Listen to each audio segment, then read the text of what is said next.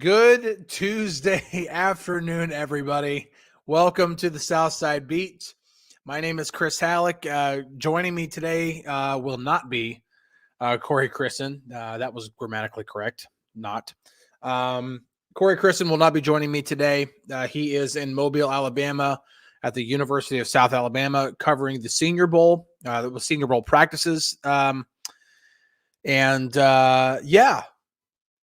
we got some news today. Before we get into that news, though, I just want to let you guys know, Corey and I talked today. We're talking about possibly moving the time for the show for the next 3 days or for the rest of the week so that Corey can join us, just because Corey's obviously covering practices. Practices are literally going on as we be, and plus not just that, but availabilities with players would be going on like during this time. So we might be moving it to later in the day. We have to see about like scheduling conflicts, stuff like that. We're going to try to figure it out. If not, it's going to be solo Chris all week. So that's a programming alert real quick. But obviously, you guys are going to want to talk about it. That's what today's episode is going to be all about. The Steelers are expected to hire Arthur Smith, former head coach of the Falcons, as their next offensive coordinator. Former offensive coordinator of the Tennessee Titans, did that for 2 seasons, and prior to that, coached for 8 years in the Titans organization under various roles.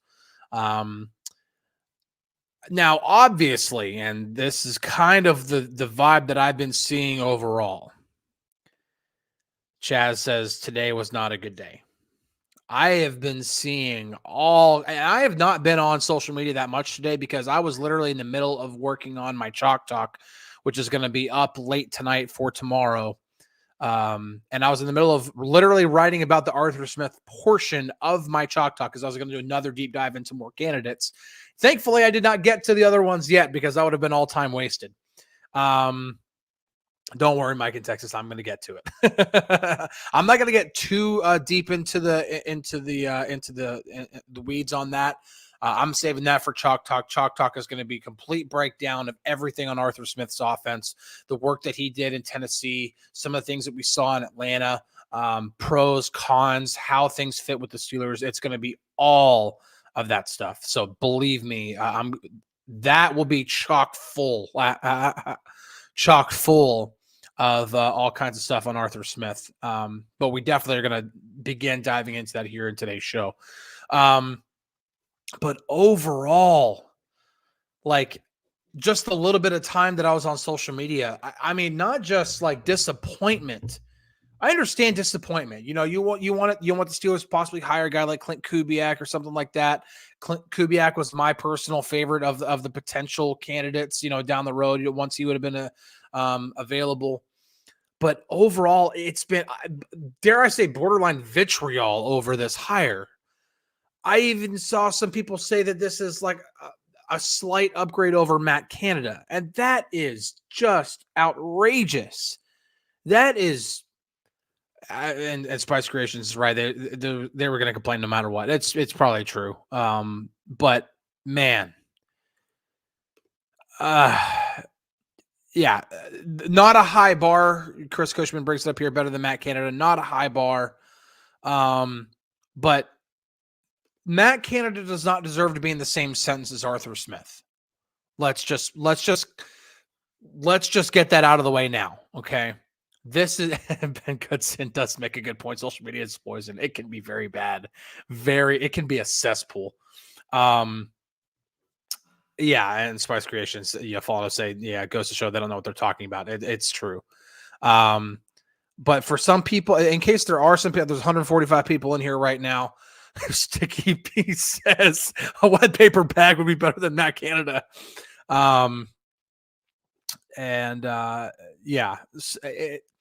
Listen, it's not your favorite bar real quick does ask, will there be a new quarterback coach? I would assume there would be. The coordinator will likely have a say in that. But Mike Sullivan has been interviewing for other positions. I don't think Mike Sullivan's coming back. So I don't anticipate that. So I would anticipate a new quarterbacks coach. So that will obviously have an impact. I would even say that just about, when you hire a new offensive coordinator, that OC will have somewhat of a say to a point. It's still Mike Tomlin's hire at the end of the day. But the OC can have, some influence in, how the rest of the offensive staff plays out. For example, Sticky B here says, are the rumors true that Munch is coming with him? Heard they might be a package deal. I don't know for sure. Yeah, I do. I have heard the same rumors that Munchak is interested in returning to the coaching. He hasn't coached since 2021 when he was with the Broncos. Munchak has ties obviously to the Steelers and Mike Tomlin because he was offensive line coach for five years. But then, Arthur Smith also coached under Mike Munchak. So it's just there are obvious ties there, right? And so possibly, I don't want to jump, give you any false hope and say, oh yeah, that's for sure happening. But it's possible. I'll put it out there. It's possible, but I would not. I would not put that in ironclad or anything like that. But yeah. Man said I liked Matt Canada. He had a beard. No, listen. Yeah, but listen, anybody who's comparing this to a barely slight upgrade over Matt Canada, that's just, it's nonsense. It's emotional reaction and nothing more. It's not founded at all in truth. Listen, Arthur Smith is going to have to answer questions based off of what happened for the past 3 seasons in Atlanta. I'm not going to deny that. And overall, and I will get to more of my personal views kind of on the surface of this hire. The 3 years in Atlanta, he's going to have to answer for. Mainly the highest criticisms is how he handled skill position players, first round talent, skill position players, Drake London, Kyle Pitts, Bijan Robinson, how he handled those guys. And you got to kind of wonder, what happened there. But really, the difference between being an offensive coordinator and a head coach is pretty different, especially when you're not it's not like it's Kyle Shanahan. Okay. It's a bit different. And what we saw from Arthur Smith with the Titans in those 2 seasons, Black and Yellow says he didn't handle them well. No, he didn't. Now let's not be really quick just on the Atlanta stuff and especially Bijan Robinson. Let's not pretend that Bijan Robinson was completely shut out. He averaged 4. It was brought up by Tone Diggs on Pat McAfee show. He was 4 touches less per game than Christian McCaffrey. Christian McCaffrey's a MVP candidate, offensive player of the year candidate, best running back in football. It's not like Bijan wasn't getting touches. Now, was it, the best way to utilize him? That's a completely different story, but it's not like he wasn't getting touches. On the surface, I didn't cover the Falcons. I don't know. I'm in the middle of doing my deep diving on this stuff now. But listen, overall production and everything like that, that's something left to be seen. But in terms of getting the guy touches, that wasn't an issue. And Moreno says, I'm disappointed. Wanted some young blood with new ideas. And listen, the new ideas, the fresh concepts, everything like that, I get that portion of it. But listen, Arthur Smith is not some old hag. All right. He's 41 years old. This will be the youngest coordinator that Mike Tomlin's ever hired. Okay. Barber, Pat McAfee is a sucker. Only 38 seconds in the Royal Rumble. Yeah, McAfee didn't last long, did he? That's Biad makes a really good point here, because I was actually thinking more Steelers on this. That's Biad says sometimes guys are better as an OC or as a coordinator than a head coach. Norv Turner comes to mind. Dick LeBeau comes to mind for me. That was the first guy that jumped off the page to me whenever I thought about good coordinator And obviously in LeBeau's case, great coordinator, but good coordinator and just not a good head coach. It is two completely different jobs, even for guys who are like the guys calling the plays. Now, I honestly don't know. Again, I'm in the middle of doing all my homework and everything. I don't know if Arthur Smith was the guy calling plays in Atlanta. If somebody else knows, great, answer it for me. I don't know off the top of my head. I will know, obviously throughout the rest of the day when I'm doing all my homework and everything, I'll know. But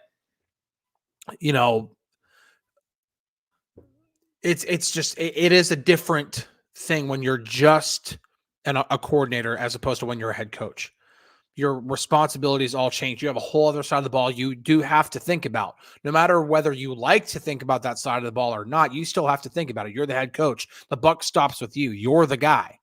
That's not the case when you're the offensive coordinator, especially in a system that he will be in, where he's obviously, answering to Mike Tomlin, who is the head coach, and Mike Tomlin is a defensive-minded coach, right? So, but just because Mike Tomlin's a defensive-minded coach doesn't mean he won't be he won't have, for example, when we talk about Arthur Smith's, how, his criticism of how he handled certain players and everything like that. Listen, Mike Tomlin's going to be the one at the end of the day saying, listen, you got to figure out a way to split Najee, Jalen 55-45 or 50-50 or however you want to do it.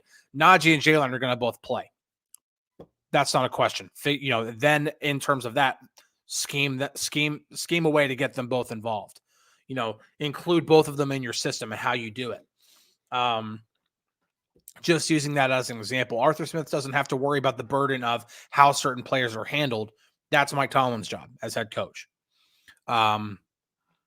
So yeah, Teresa, we did address this earlier. She asked if do we know if he's bringing Munchak with him? We don't know. It's rumors at this point.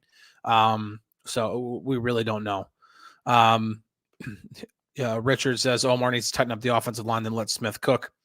Offensive line is going to be a big thing. I do think that they're going to have to upgrade center and tackle. They're set at guard. Sayamalo and Daniels are a very solid pair at guard.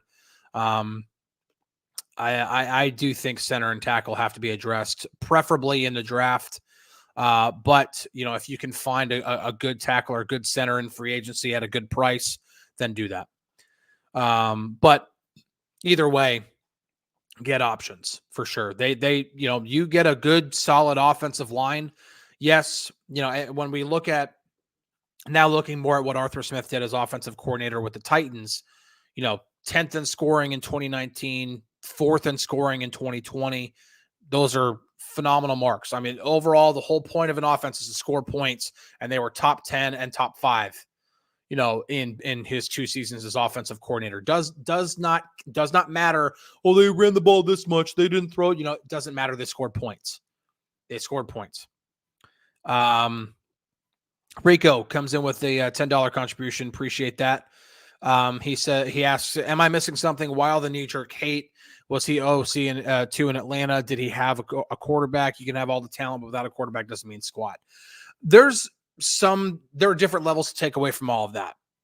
The knee-jerk hate, I think, is just because of the failures in Atlanta. I do think, that's 3 years of mishandling talent, of 3, 7, and 10 seasons that in a very poor division. That's underachieving, and there's a reason why he was fired. You will be fired if you do the things that if everything played out in those 3 years, there's not a coach that's keeping his job. Okay. So he deserved to lose his job. He just proved he wasn't a good head coach there.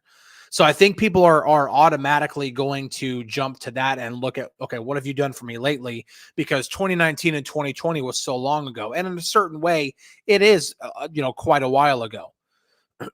But, when you talk about, to bring that back up real quick, so did he have a quarterback?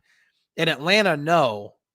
In Tennessee, he helped Ryan Tannehill go from 6-year not journeyman, because he was with Miami the whole time, but 6 years of mediocrity to comeback player of the year, and then another really solid, productive efficient season in 2020. I mean, 2020, he threw for 3,800 yards, which that's not a lot of yards in today's NFL. But well over 7 yards per attempt, 33 touchdowns to 7 picks in 2020, starting all 16 games. Yeah. Wait, hold on a second. I don't know what I said here to kind of bring this confusion. Is that I respectfully disagree, Chris. It's the fact that Mr. Rooney said publicly that it's Tomlin's call. Yeah, I never said that that's not Tomlin's call. It's absolutely 100% Tomlin's hire. It's Tomlin's hire. Maybe I said something in my rambling and incoherent rambling that gave off some sort of confusion there. If I did, please clarify it for me, because I never tried to allude here that Rooney was the one who made this hire or something like that. Tomlin's the guy who made the hire. So Johnny Rex says trade 14 now. He won't like this. Listen, Ryan Tannehill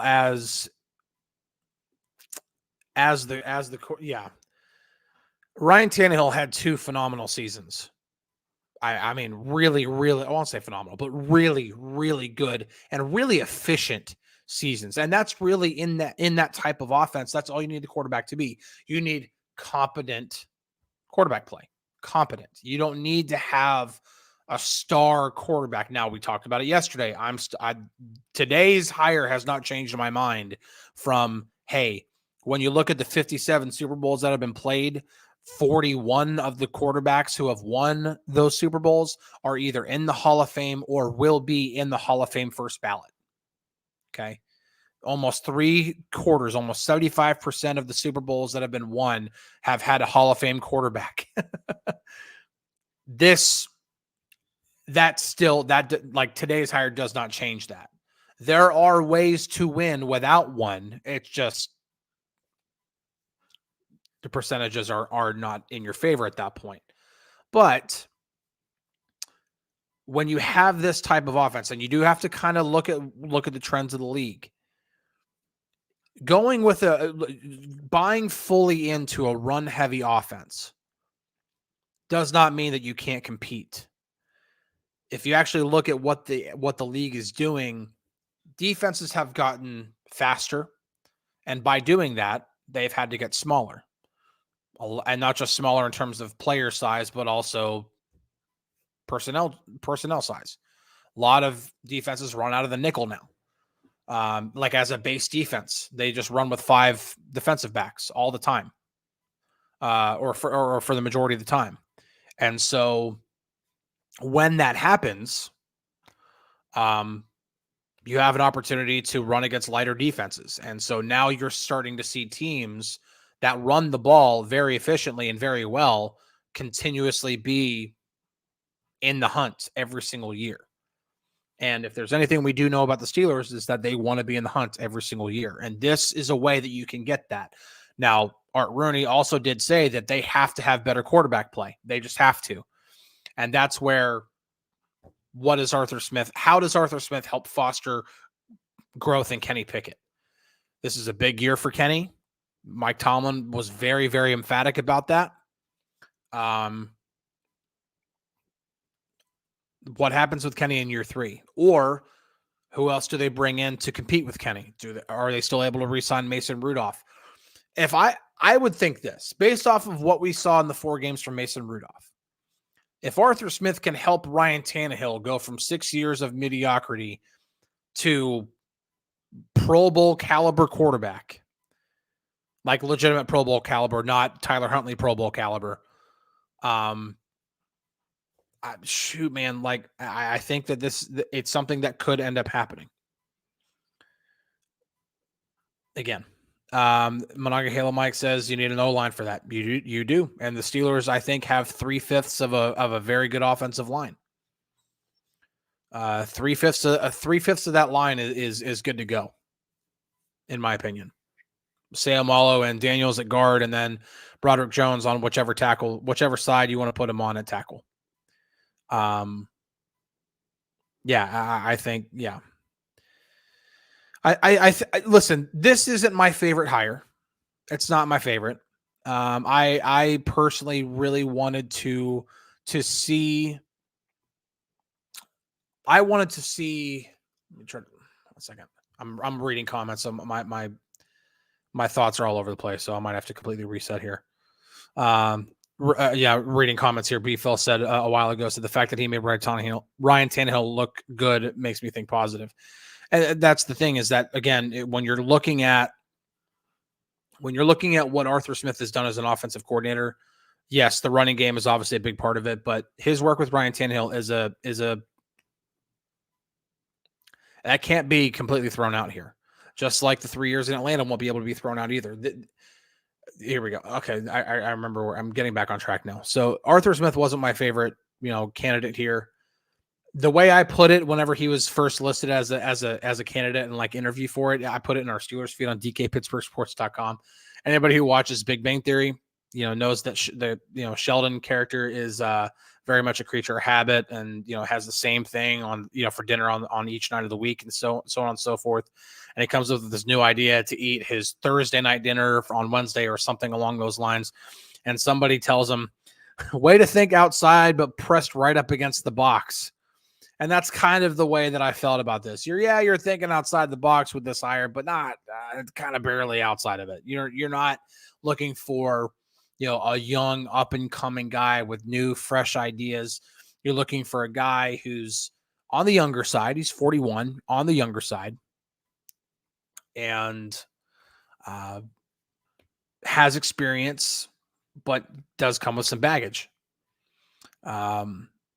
So it's not my favorite. I also kind of wonder in terms of running the football, and this is like a little peek into what Chalk Talk's going to be about, just on again, in the middle of doing my homework. Arthur Smith's running offenses have been predominantly zone, like heavy zone, and predominantly outside zone.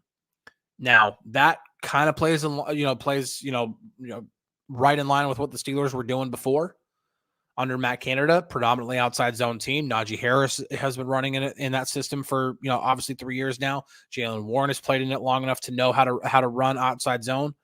But that running game really took a big leap forward down the stretch last year whenever they switched to doing, now not completely abandoning the zone, but switched to doing a little bit more of an even split between zone and then gap man, concepts, predominantly duo and power. Najee Harris feasted when the Steelers ran power down the stretch. I averaged like 5.7 yards a carry or something like that. So I wanted to personally kind of see what Najee was going to do with more man and gap, but overall big picture here, going back to his days at Alabama, Najee Harris has been a better zone runner than gap/man runner.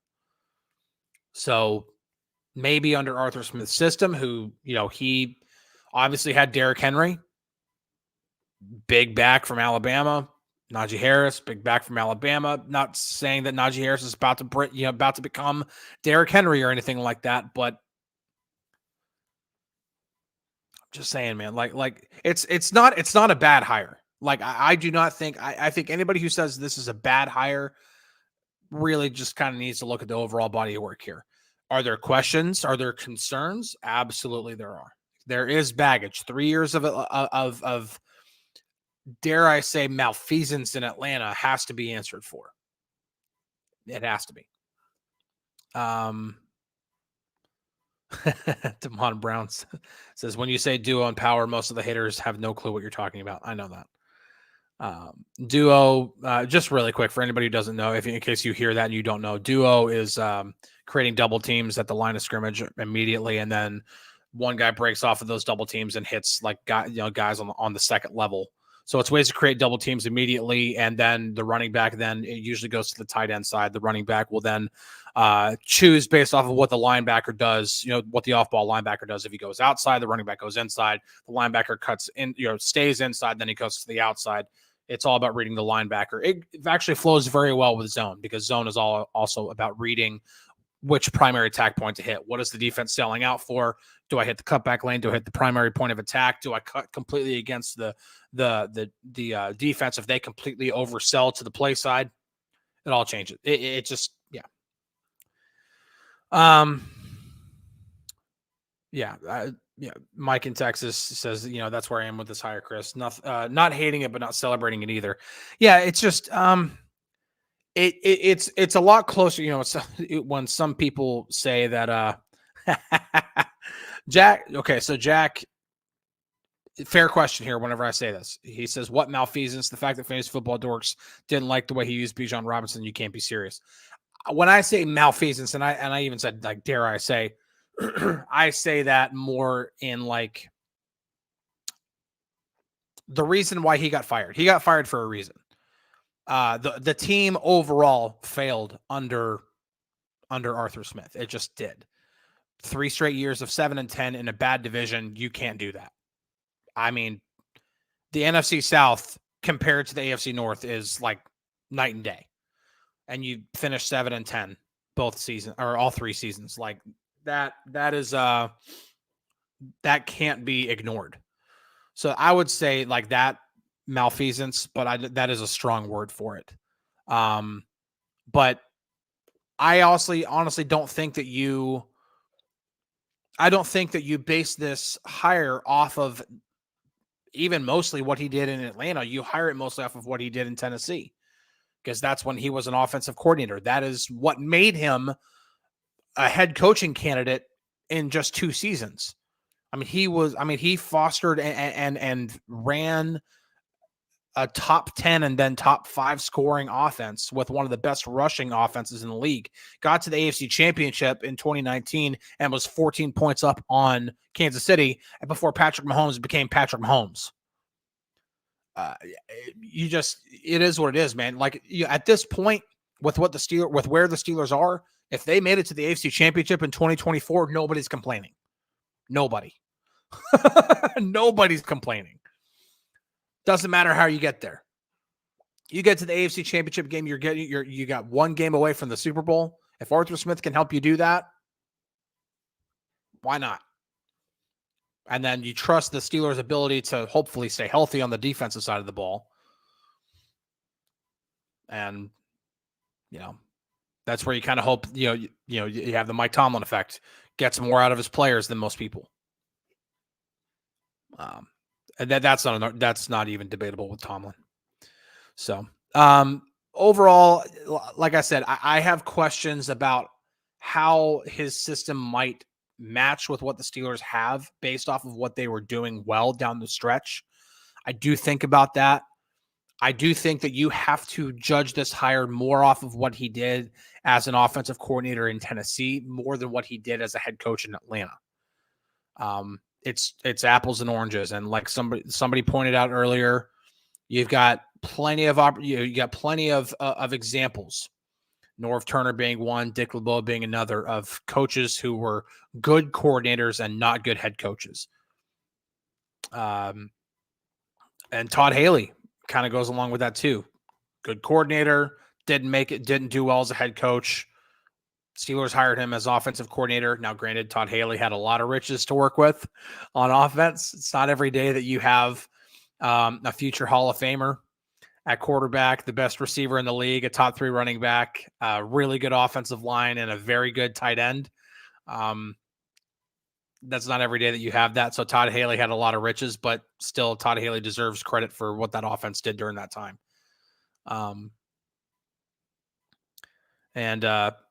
But, to kind of put this on the other side, Anthony Herman says, he didn't have a quarterback in Atlanta. Pitts was always injured. When people say he didn't have a quarterback in Atlanta, people are going to have the same concerns and questions about him not having a quarterback in Pittsburgh. It's just, whether you like Kenny or not, over the first 2 seasons, there's not enough there. There's not enough there to say, yep, he's definitely the guy. Now, year 3 is a big year. We've seen it here recently. Josh Allen, year 1, ugh. Year 2, better, but year 3 explodes. and now he's one of the best quarterbacks in the league. Not saying that's going to happen with Kenny. We didn't see that year 1 to year 2 going from to meh. It was just kind of meh, just all the way around. Didn't turn the ball over, wasn't overly reckless, but didn't score points, didn't throw touchdowns. So, and there's obviously other concerns with Kenny too. But if Arthur Smith can do it with Ryan Tannehill, maybe he can do it with Kenny Pickett. Maybe he can do it with Mason Rudolph if Mason Rudolph comes back. Chris Chin asked a good question. How do you think Arthur Smith will utilize Pat Freiermuth versus Darnell Washington? I think he favored the run blocking out of his tight ends versus pass catching, given his coaching history. I do think you'll see a lot more.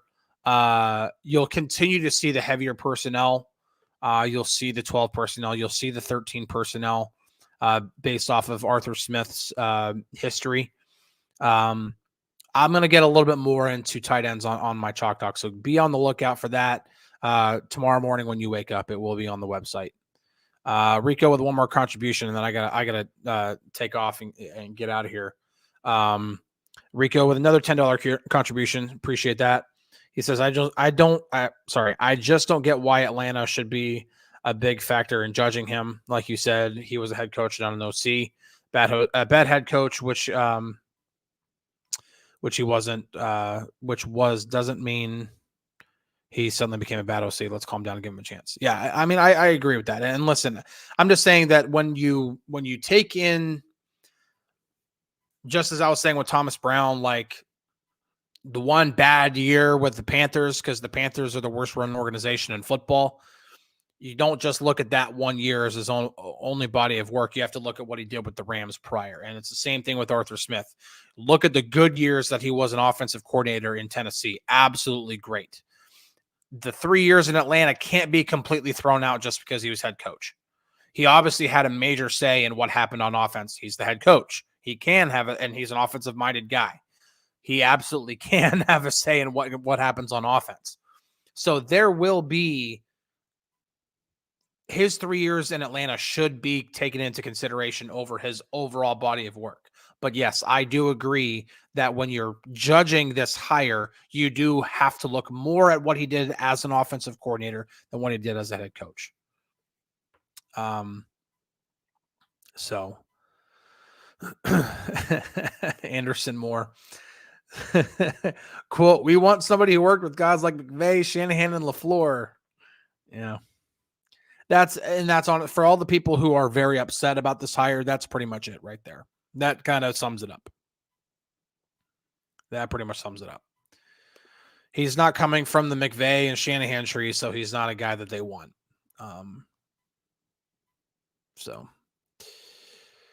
Mark asked real quick, how many guys did they actually interview? Don't think they fast-tracked the situation. Don't you think they fast-tracked the situation a bit? 3 formally. Thomas Brown, who is the OC of the Panthers, quarterbacks coach in Houston, Gerard Johnson, and then Arthur Smith. That was it. Yeah, possibly fast-tracked it a little bit, for sure. I would have really liked to see, maybe if Dan Campbell didn't, fumble things in the NFC Championship, the Steelers would have at least, had an interview with Clint Kubiak this week. That could have been, that could have been a possibility, but, yeah, I don't know. Maybe they fast tracked it, but, I think what the Steelers want, or I think honestly, it probably whenever you have a hire happen like that, when there's still other potential candidates out there, that might just go to say how well that interview went, and then blend that with the experience that he has as well. He has experience as an offensive coordinator, that checks a box. He has an experience as a play caller, that checks a box. Overall, like, Steelers want to run the football well. Arthur Smith oversaw a very, very good rushing offense in Tennessee. That fits. Helped Ryan Tannehill go from 6 years of mediocrity to one of the best passers in the AFC during that time. that take those things maybe are also a really good interview. That might have been why Art Rooney II might have already known yesterday that Tomlin was going to hire him, or that was really strongly leaning towards hiring him. So I don't know. Mark says Najee and Jalen will definitely eat. They should. They should. I would think that the Steelers under Arthur Smith, they should be a very, very potent running team. The next step in that, they're set at running back. They've got a really good blocking tight end in Darnell Washington, who fairly does need to take another step in terms of blocking. There were still overall some growing pains when it came to that, but overall, definitely a good basis to work, to work from. But yeah, I think offensive line is the next step in terms of, okay, re-fortify that offensive line, hopefully through the draft, upgrade at center and tackle, and then take that and go with it. Well, that 35 minutes absolutely flew by. It absolutely flew by. I knew it would. Listen, I understand, that there are going to be some people who are a little disappointed who might have wanted a Shanahan or McVay guy, but I don't think Arthur Smith is a terrible hire. I don't think it's a bad hire. I think it's a decent hire that has the potential for a relatively high ceiling, but not like way like he's going to help put them over the top or turn Kenny Pickett into like one of the best quarterbacks in the league. I don't think that. Really good question to end here with. Teresa asks, Chris, why didn't Omar Khan have a say in this hire? Well, he kind of did. Just like any decision that's made, there is any decision that's made, it's with the three, I think about, I'm a Christian. So I think about God the Father, God the Son, God the Holy Spirit. Those three guys in Pittsburgh are Art Rooney II, Mike Tomlin, Omar Khan. It's those three guys. They're the Godhead in Pittsburgh. And every decision is made. None of those three guys, when a decision's made, all three guys know what's coming. None of them are going wow, you made that decision? I didn't know. They all know. But Mike Tomlin is still the guy when it comes to hiring coaches and firing coaches. Mike Tomlin is still the guy that ends up making that decision. Omar Khan can, be a part of that conversation. Art Rooney II can be a part of that conversation, but Mike Tomlin's ultimately the guy who is the one who calls Arthur Smith and says, "Hey, we want to hire you," and he's the one who makes that decision. Brent asked who all sat in the interview. That I don't know, and I don't know if anybody's really going to know that. The Steelers are pretty transparent about who makes decisions there. How those decisions get made, that's pretty well hidden, and I think for good reason too. Not everybody wants to know how the sausage is made. I'll put it that way. Yeah, Teresa, said I was asking because Rooney said it was Coach T's decision. It is. I mean, it ultimately is. I mean, yes, Omar Khan can give his input. Art Rooney II can give his input. Obviously, especially Rooney can give his input. It's his team. But he also trusts Mike Tomlin to make that decision, to be the one who ultimately decides Arthur Smith is the right guy. That's Bied bringing up some stuff. Was Todd Haley Coach T's decision or Art Rooney's or both? That goes before I started covering the team. Anything that I say will be speculation or conjecture. I'm not going to pretend to know. I'm just not. Sorry, I don't want to use that as a cop out or anything. I just really don't want to. Yeah. Spy guy. If Kenny stinks halfway through, does Smith get fired? No, he won't. He won't get fired, but Kenny Pickett will get benched. Put it that way. So, all right. Well, I think that's going to wrap it up. We'll probably talk more about this tomorrow, but hopefully we will. So keep an eye out on social media or on DKPittsburghSports.com in our feed. If Corey and I can help nail down a time on that we could possibly switch to, We will try to switch for the rest of the week so that Corey can get on here because he's at the Senior Bowl all week. We want to get updates from the Senior Bowl, guys who are standing out, guys who are being disappointing, or who are kind of look disappointing. We want to get feedback because that's obviously kind of playing into this. It's like, okay, they got their offensive coordinator now. Now, what about offensive line? What about center? What about tackle? Anybody else who's standing out in Mobile? We want to get that feedback. We want to get it on the show. We don't want to have to necessarily wait until next week. So if we can figure that out, Damon, dang, dude, I'm taking screenshots just in case we have to revisit this at the end of the season. Dang. But yeah, we want to try to get some of that Senior Bowl stuff on the show this week. So if we can, I'll put it in our feed. I'll put it on social media of like what time we'll be broadcasting. If not, it's going to be that's good to know, Damon. I'll be solo all week if we can't find another time. So thank you everybody for tuning in. Try to get some sleep tonight. This isn't that bad of a hire, I promise. I am glad to see that most of the people in here are not nearly as ready to burn the city down as it was on social media. So that's just funny, man. But appreciate you guys. Thank you so much for tuning in, for being a place that you come to for Steelers talk, for Steelers news. We're going to continue talking about the Arthur Smith hire. Like I said, going to have Chalk Talk up. That'll be complete deep dive into what this offense could look like under Arthur Smith. Obviously, a lot. At the end of the day, it's going to be some conjecture because we don't know what Arthur Smith is going to do with this talent. We can only kind of guess based off of what he's done in the past. So. But still going to take a deep dive into, so that you're a little bit more educated on what he brings to the table. And really appreciate you guys tuning in. Can't say that enough. Catch you guys on the flippity flip. See you tomorrow. Enjoy the rest of your Tuesday. Hump day tomorrow. Looking forward to it. Peace out, guys.